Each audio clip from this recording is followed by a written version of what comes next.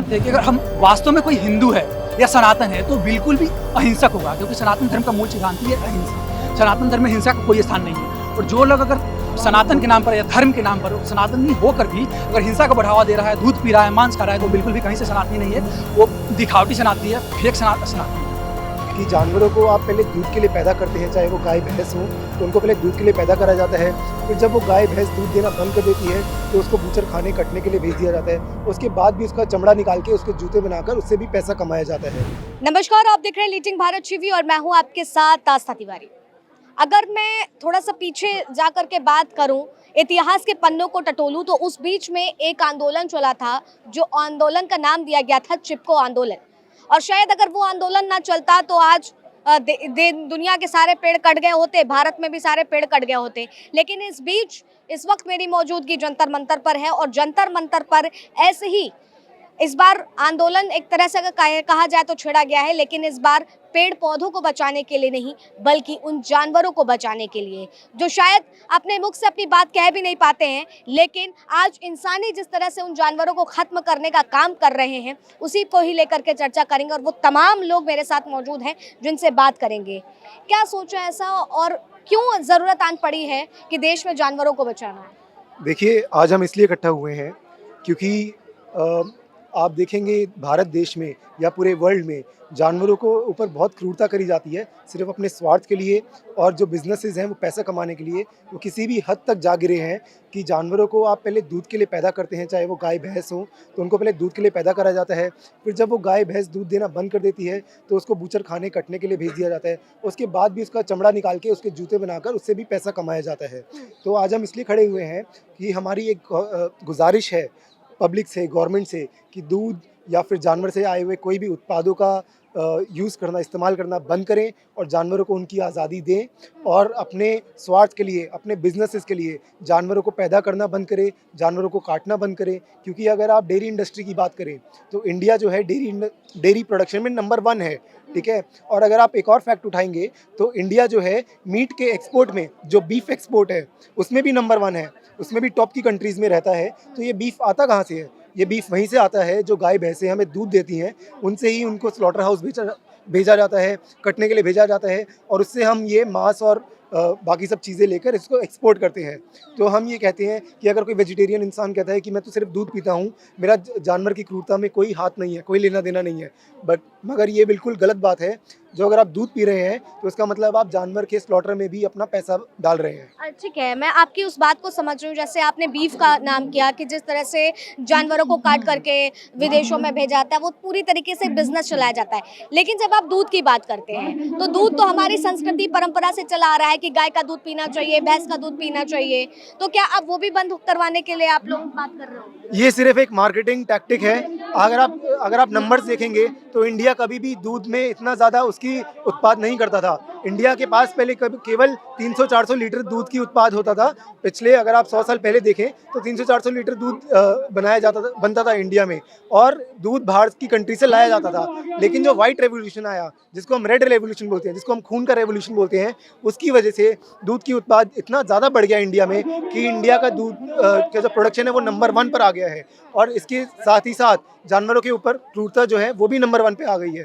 तो अगर आप देखेंगे तो दूध कभी भी हमारे इंडिया में, कभी भी हमारे डाइट में था ही नहीं। तो मतलब ये विदेशी पद्धति के अनुसार हमारे भारत में प्रचलन चल गया। बिल्कुल बिल्कुल, विदेशी बिजनेसेस या फिर विदेशी जो आप कहना चाहते हैं प्रचलित, जो आपने बोला, उसकी वजह से या फिर बिजनेस की वजह से या पैसा कमाने की वजह से ऐसा करा गया है। अच्छा, हम ये देखते आ रहे हैं कि बहुत सी गवर्नमेंट ऐसी हैं जो लगातार इन चीज़ों पर काम करती हुई नजर आती हैं कि जानवरों को बांध करके नहीं रखना है, जानवरों को छोड़ दो, गाय हमारी माता है, इस तरीके की चीज़ें करते हुए नजर आती हैं।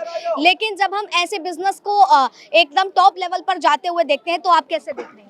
आप देखेंगे कि भारत में कहीं पे भी बीफ इंडस्ट्री नहीं है।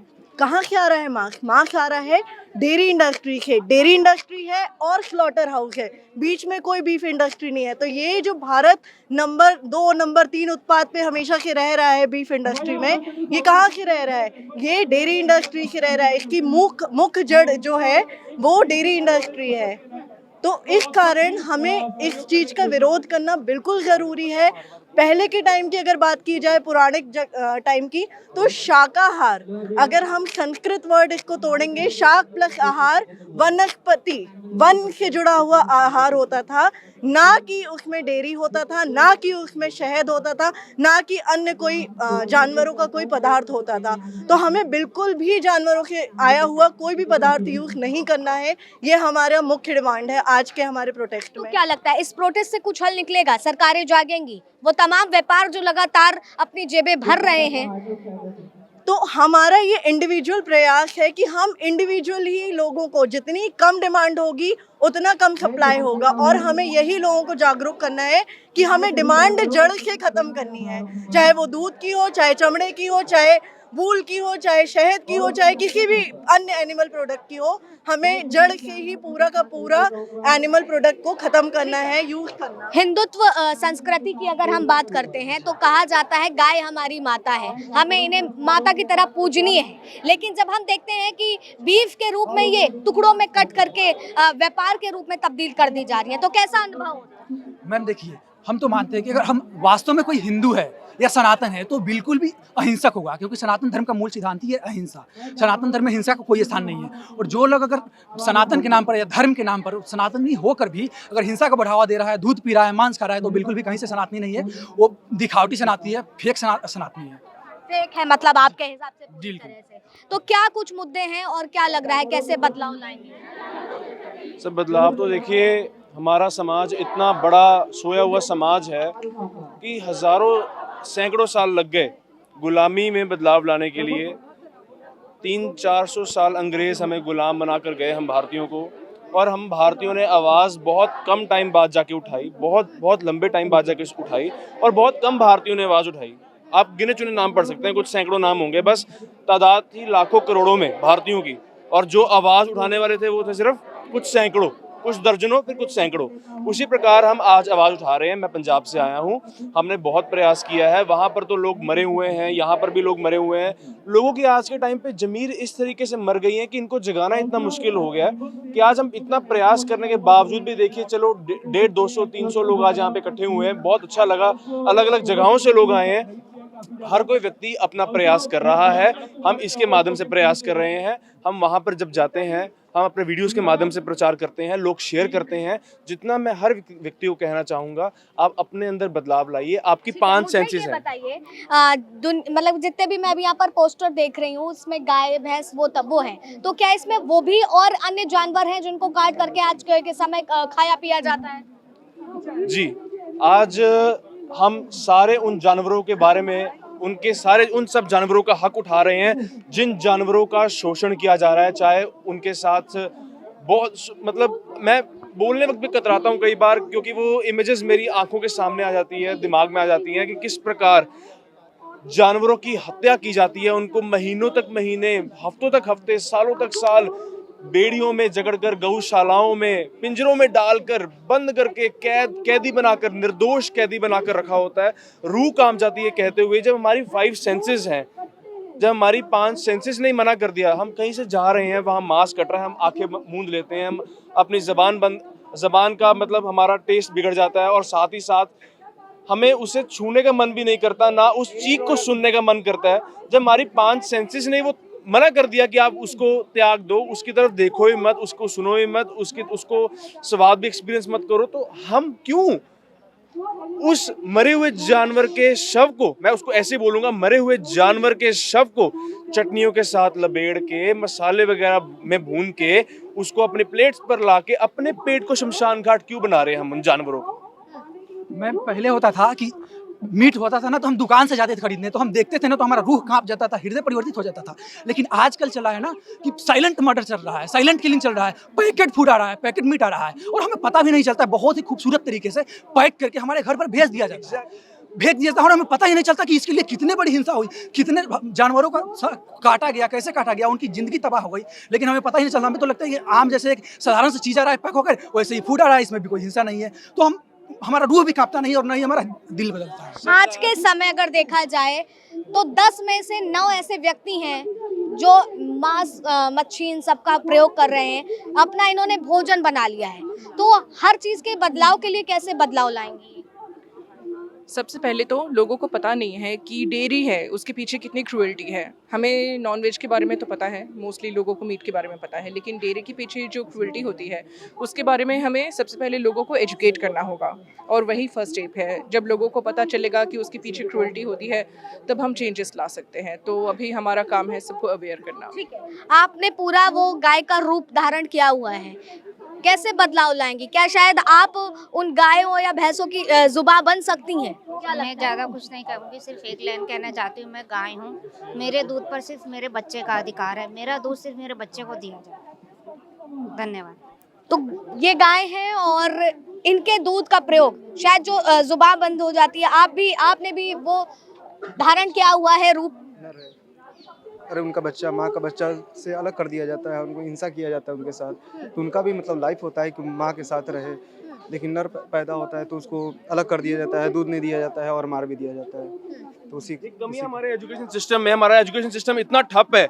मैं आईसीएसई से पढ़ा हूँ, हमें 3rd क्लास में मॉरल साइंस की बुक में पढ़ाया जाता था कि कंपैशन रखो हर एक व्यक्ति के लिए, हर एक जानवर के लिए, हर एक जीव के लिए। कंपैशन यानी करुणा की भावना रखो, दया की भावना रखो, प्यार से पेश आओ, काइंडनेस रखो। और उसी 3rd क्लास में साइंस की बुक में हमें पढ़ाया जाता है कि जानवरों का मांस खाओ, प्रोटीन लो, एक स्टेपल डाइट बनाओ, मुर्गियों को कैद करके उसको मुर्गियों से मीट आता है, गाय से दूध आता है। लंदन डेयरी टॉफी की जब ऐड दिखाते हैं उस पर दिखाते हैं गाय बड़ी खुश है, अमूल की ऐड दिखाएंगे उस पर गाय बड़ी खुश है। पीछे का स्क्रीन कभी कोई दिखाता ही नहीं है कि उस इंडस्ट्री के पीछे क्या चीज छुपी है, कितना बड़ा क्रूर अभाव हो रहा है उनके पीछे। क्या लगता है कोई ऐसी गवर्नमेंट है जो वाकई इनके लिए काम करने का सोच रही है, या वाकई लगता है कि आप लोगों के इस प्रोटेस्ट से वो सुन सकती है और बदलाव ला सकती है? सुन तो सकती है, लेकिन हमें उम्मीद नहीं है किसी भी सरकार से कि वो बदलाव लाएंगे। ये हर एक इंडिविजुअल को करना पड़ेगा, हर एक आम आदमी को करना पड़ेगा। शुरुआत एक आम आदमी के द्वारा लाए हुए चेंज से ही होती है। Change begins at your home. तो आप खुद बदलाव बनिए अगर आप संसार में बदलाव लाना चाहते हैं। तो हम खुद बदलाव बने हैं। हमारी उम्र 23 साल है, 23 हमारी एज लगता नहीं हूँ, हम ज़्यादा लगता हूँ, पर इस उम्र में भी हमने देखिए अपने आप को इतना मेंटेन करके रखा हुआ है। वीगन डाइट पर पिछले 5 साल से 4.5-5 साल से हम वीगन हैं। अगर हमने अपने आप को इस उम्र में मेंटेन अच्छा कर रखा है शुद्ध शाकाहार डाइट से, तो बाकी लोगों को क्या तकलीफ है? वो अपने स्वाद के लिए चीज़ कर रहे हैं और उनका कोई इसमें स्वार्थ नहीं है। स्वाद का जिक्र हुआ। मैं एक अवेयरनेस की बहुत कमी है जिससे लोग नॉनवेज डाइट की तरफ जो जाते हैं। आज नॉर्मल अगर आप जिम में भी जा रही हैं, वहाँ का जिम से पूरी ट्रेनिंग ले रही है, तो वहाँ का ट्रेनर भी आपको इसी तरीके के प्रोटीन लेने की बात कहता है। आप ये देखो, अब जब बारिश होती है इमीडिएट कोई नहीं आपको बोलेगा कि आप शेल्टर के अंदर जाओ या कहीं जाके छुपो, वो बोलेंगे अम्ब्रेला लीजिए। तो डॉक्टर्स को भी वही आदत पड़ी हुई है शुरू से कि आपको बोलेंगे चिकन खाओ, मीट खाओ, क्योंकि उनके दिमाग में वही प्रोग्रामिंग सारी की हुई है कि आपको प्रोटीन उसी से मिलेगा। देखिए 5 सेंस की बात जाना चाहते ही नहीं है, और कोई मुश्किल ऑप्शन हो जाए, कोई डिफिकल्ट ऑप्शन हो जाए, they don't want to give. नहीं तो कई लोग डॉक्टर्स पे जाएंगे ही नहीं। डॉक्टर इजी ऑप्शन देगा, ये बड़ा चिकन खा लो, ये बड़ा मीट खा लो, ये रहा अंडा खा लो, ये रहा दूध पी लो। हम 5 सेंस की बात करते हैं, उसमें खास करके जब हम मनुष्य की बात करते हैं तो कहते हैं कि इमोशंस इनके पास ज़्यादा है, लेकिन इन इमोशनों को जब हम साइडलाइन करके इन गायों को और बोला जाए मुर्गे, इन सब को काट काट करके हम जब खाते हैं तो क्या लगता है कि जानवर से भी बद से बदतर होता जा रहा है इंसान। इंसान एक्चुअली सबसे गलीज जीव है। अगर आप देखा जाए, कोई भी जानवर भी सिर्फ तभी तक खाता है। अब जैसे बहुत लोग एग्जांपल देते हैं कि शेर मांस खाता है, शेर मांस खाता है, बट वो किस चीज़ के लिए खाता है? अपने सर्वाइवल के लिए खाता है। वो तभी तक उतना ही खाता है जितना वो सर्वाइव कर सके और आगे जी सके, इसीलिए वो खाता है। लेकिन इंसान आप देखो, हम लोग को उसको सर्वाइवल की ज़रूरत नहीं है। फॉर एग्जांपल मैं दूध का एग्जांपल लेता हूँ। कोई भी जानवर दुनिया में किसी और जानवर का दूध नहीं पीता है इंसान के अलावा, ठीक है? तो और गाय खुद भी अपने बच्चे अपना दूध, गाय का दूध बड़े होने के बाद नहीं पीती। हमारे दांत आ जाते हैं तो हमारा वो इंडिकेशन है कि हमें सॉलिड फूड खाना है, तो वो सर्वाइवल के लिए है ही नहीं। तो जो चीज़ सर्वाइवल के लिए नहीं हो रही, अगर हम उसको थोड़ा सा करें और करें, अब हमने पूरी इंडस्ट्री बना दी है उसकी। अब देखो, आप कभी भी रोड पे जाओगे आपको चिकन के बड़े बड़े वो दिखाई देंगे। वो बेचारे 45 दिन के बच्चे होते हैं, जो चिकन होता है, जो ब्रॉयलर चिकन्स होते हैं, उनको जेनेटिकली मॉडिफाई करके और इंजेक्शंस दे दे के 45 डेज में इतना बड़ा कर दिया जाता है। अगर आप इंसान से कंपेयर करो तो 6 महीने का इंसान का बच्चा।